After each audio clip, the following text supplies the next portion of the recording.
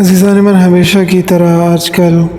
Social media کے اوپر یہ بحث زبان زد عام ہے، جس میں کچھ سو کالڈ لبرلز اور کچھ نام نہاد دانشور بڑے زور و شور سے واویلا کرتے ہوئے ملتے ہیں کہ کعبہ کے گرد گھومنے سے پہلے کسی غریب کے گھر کیوں نہ گھوم آئے۔ یہ مساجد کو قالین دینے سے کہیں بہتر نہیں تھا کہ کسی بھوکے کو روٹی کھلا دیتے، اور ہر سال ہر جمعہ پر جانے سے پہلے کسی نادار کی بیٹی کی رخصتی کیوں نہ کرا دی، اس کا خرچ کیوں نہ اٹھا لیا۔ اور یہ جو بار بار تبلیغ میں نکلتے ہو، اس سے تو کہیں بہتر تھا کہ کسی لاچار مریض کو دوا فراہم کر دیتے۔ مساجد میں سیمنٹ کی بوریاں دینے سے کہیں اچھا تھا کہ بیواؤں کے گھروں میں آٹے کی بوریاں دے آتے۔ یاد رکھو میرے پیارو، یہ وہ لوگ ہیں جن کا دین کے ساتھ براہ راست کوئی تعلق نہیں ہوتا، نہ بالواسطہ نہ بلا واسطہ۔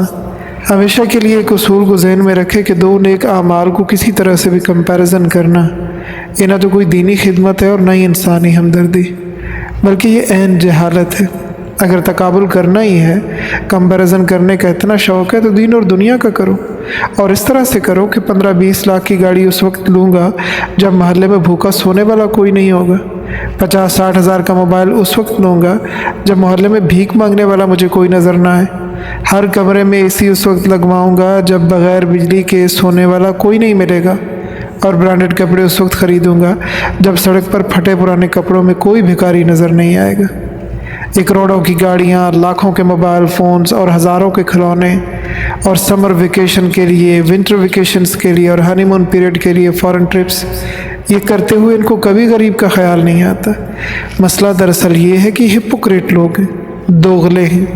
یہ منطق کا سہارا لے کر دین کو ہٹ کرنے کی کوشش کرتے ہیں، براہ راست تو دین کے اوپر حملہ ور ہو نہیں پاتے،